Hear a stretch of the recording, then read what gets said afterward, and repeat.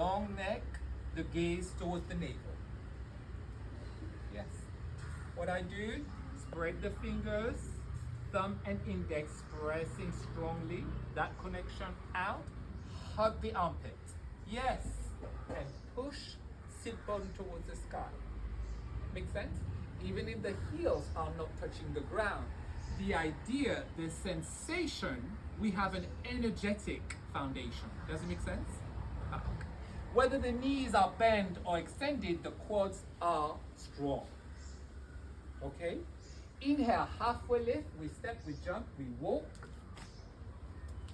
The back is straight. Exhale, fold forward. Down. Inhale, Urdhva Hastasana, arms overhead, shoulder blades down, the navel is in. Samasthiti. I've given you the cues and the alignment and the adjustment.